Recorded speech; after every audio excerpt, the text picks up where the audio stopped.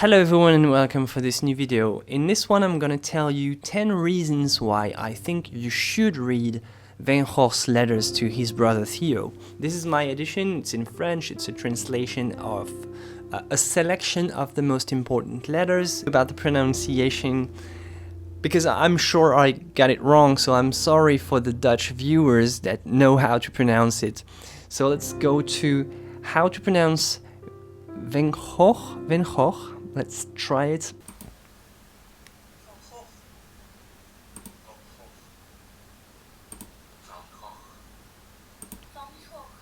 Alright, so I'm gonna try my best. So the first reason why I think you should read Van Gogh's letters, or we'll call it Vincent, is because, well, it's very easy to find online. The main source, I think, is the one from the Van Gogh's Museum, which has everything. Like, it's the most exhaustive source with pretty much everything you need to know.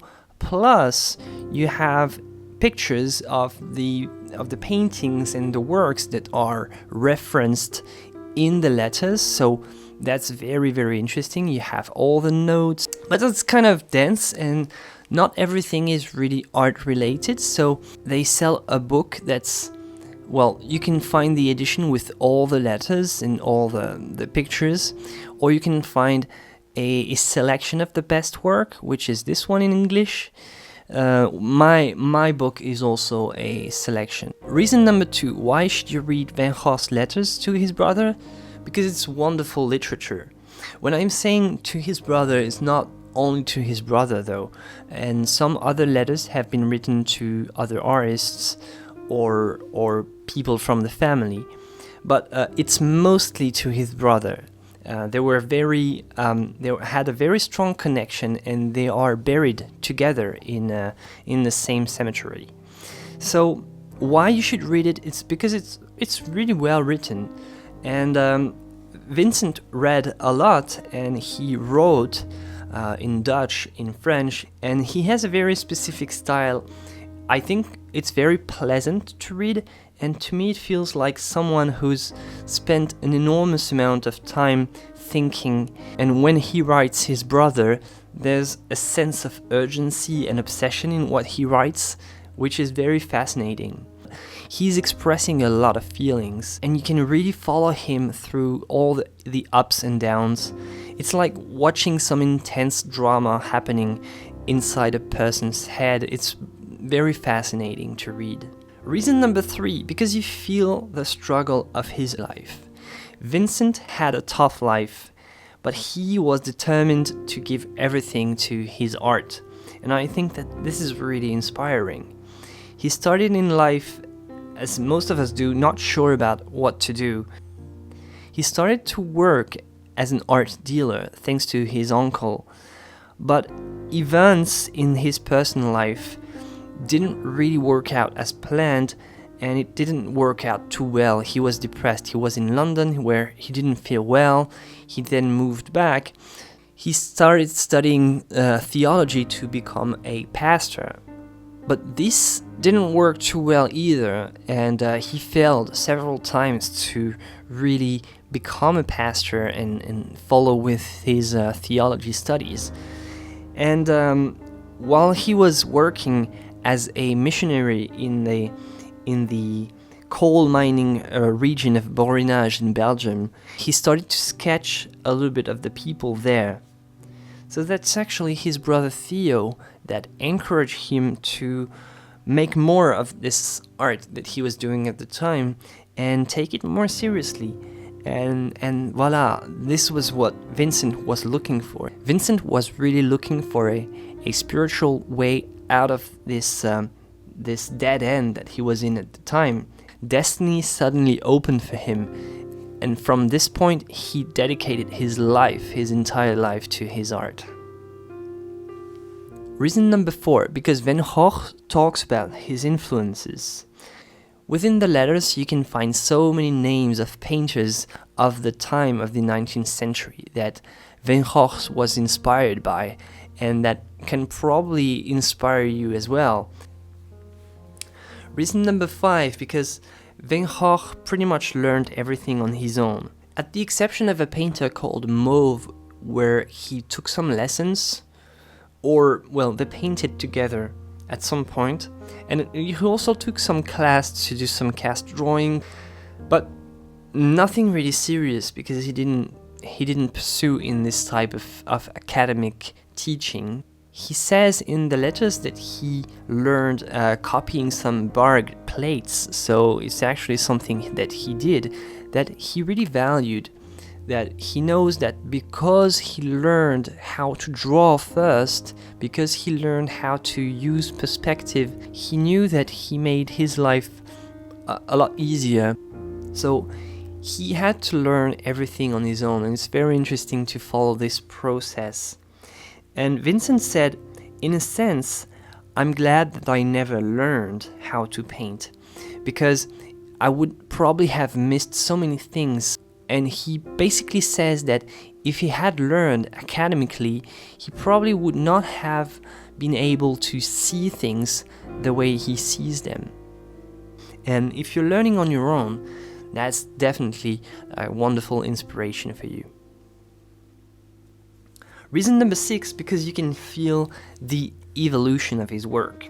It's ideal if you have some pictures of his work while you read it. You can go to Google Arts and Culture to see that, and you have like wonderful reproductions of Vincent's work, where you can really zoom in and get closer and see everything. You also can use this website, which is kind of well done. It looks very old, but the classification of the paintings is really good. You have all the paintings, good lists of the paintings with all the time periods. You have everything. You can find almost everything that Vincent painted. So that's a very exhaustive list. So if you're looking for a painting, I'm going to link this website as well. So if you read the letters, you can see that he started drawing like people from the Borinage at first, coal mining people, and you can see the style evolving with time.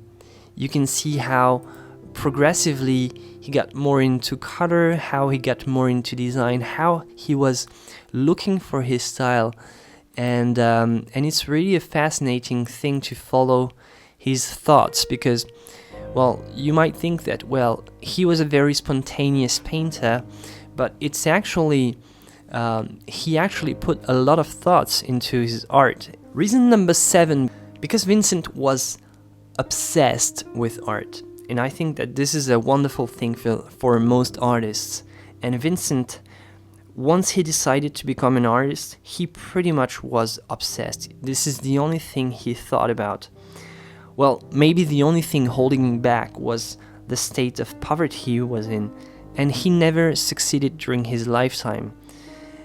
And if you don't know, Van Gogh sold only one painting. Most people would get discouraged, but there's more in art than selling. I'm sure most of you know that. And he never got discouraged. He was obsessed by painting and working some more, and that's what he did. If you don't have the power of obsession, I don't think you can do anything in the world of art. You need the power, the strength that the obsession brings. Just to give you a couple of numbers, almost 937. Almost 900 is an approximation of the number of paintings that he did, and 37 is the age he died. So that's pretty impressive. And the last 2 years of his lifetime, he painted a lot of painting. He was like really a machine, like several each day. He was constantly working, and he was constantly trying to improve and explore new ways. I think this is the greatest inspiration you can find, and by reading the letters, you feel nourished by this. Reason number 8, because it's a fascinating life in a fascinating period. The 19th century is the most crucial period in the history of Western art. I think this is a time of great revolutions. If you don't understand clearly the 19th century, it's really hard to understand how modern art came to existence. You get a very unique point of view on the 19th century and the revolutions that were occurring at the time in the cultural world. That was really a time of revolutions. It's a fascinating period, and we can still learn a lot just by looking at the paintings of that era and reading the letters. Reason number 9 is because the letters are full of sketches, so it's always very fun to read and look at the sketch. They're really full of life, and they are really interesting to watch. So that's a great thing. I really like this. And finally, reason number 10 why you should read Van Gogh's letters, because it's an inspiration to keep pushing no matter what. Many people think, well, Van Gogh, he was crazy or he was demented. But no, there's much more to his personality than this. I think he gave his entire life to his art. He gave everything he had, to the point of insanity, to fulfill his destiny, because he knew that it was important. Van Gogh is a unique personality. If he doesn't give you courage to keep pushing and keep practicing your art to the very core of your soul, give everything you have every time you paint. That's a true inspiration, and I think that we can get something very unique out of reading Van Gogh's letters. Alright, that's it for today. That's my 10 reasons why you should read Van Gogh's letters. I hope you liked this video. As always, don't hesitate to like, subscribe, you know that good stuff. I'm going to leave the links in the description so you can find all the websites that I mentioned. And as always, guys, thank you for watching. Have fun painting and have fun reading. Bye, everyone.